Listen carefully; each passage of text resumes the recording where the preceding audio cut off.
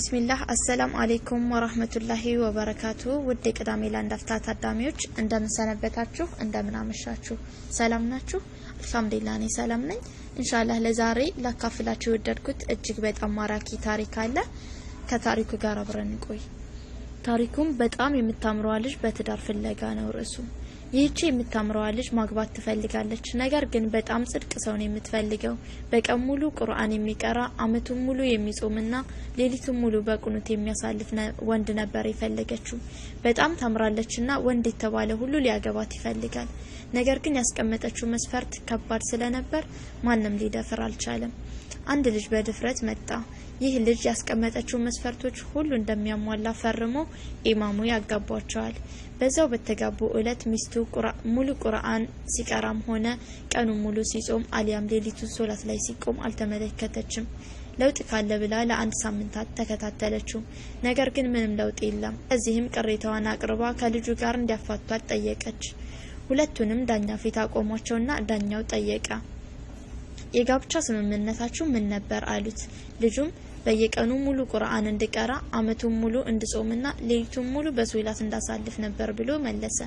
ዳኛው ታዲያ የተጠየቀውን አሟላህነ? ልጁ አው። ዳኛው ውሸታም፣ መች አሟላ? ሚስትህ ቅሬታ ያቀረበችው ከመስፈርቶቹ አንዱንም እንዳላሟላህ ነው አይደለ? ለዛም ነው ፍቺ የጠየቀችው አሉት። ልጁ አሟልቻለሁ ብሎ ድርቅ አለ። ዳኛው በየቀኑ ሙሉ ቀን ቁርአን ትቀራ ነበር? ልጁ አው። ዳኛው ሚስት ግን አላየሁትም እያለች ነው። ታዲያ እንዴት አርገህ ነው የምትቀራው አሉት። ልጁ ረጋ ብሎ በመለሳለስ በቀን 3 ጊዜ ሱረቱል ኢኽላስን ቁል ሁወላሁ አሐድን እቀራለሁኝ። መልእክተኛው ሰለላሁ ዐለይሂ ወሰለም 3 ጊዜ ሱረቱል ኢኽላስን የቀራ ሙሉ ቁርአን እንደቀራ ነው ብለዋልና ብሎ መለሰ። ዳኛው በመገረም ታዲያ አመቱን ሙሉ እንዴት ትጾማለህ አሉት። ልጁ የረመዳንን ወር ሙሉ እጾማለሁ፣ ከዛም ከሸዋል 6 ቀን ጭማሪ እጾማለሁ። መልእክተኛው ሰለላሁ ዐለይሂ ወሰለም ረመዳንን ሙሉ ወር የጾመ ከሸዋል 6 ቀን ያስከተለ አመቱን ሙሉ እንደ ጾመ ይቆጠርለታል ብለዋልና ሲል መለሰላቸው።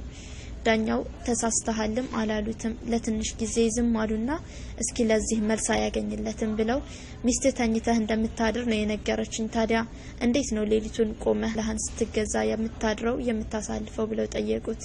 ልጁ አሁንም እንደተረጋጋ ኢሻ ሰላትን በጀማዓ ሰግዳለሁ፣ በቀጣዩ ቀን ሶላት ሱብሂን በጀማዓ ሰግዳለሁ። መልእክተኛው ሰለላሁ ዐለይሂ ወሰለም ሰላተል ኢሻንና ሰላተል ሱብሂን በጀማዓ የሰገደ ሌሊቱን ሙሉ አላህን ሲገዛ እንዳደረ ይቆጠርለታል ብለዋልና ብሎ መለሰላቸው። ዳኛው በአግራሞት ተነስተው ልጁን አዩትና በሰላም እንዲለቁት ተናገሩ።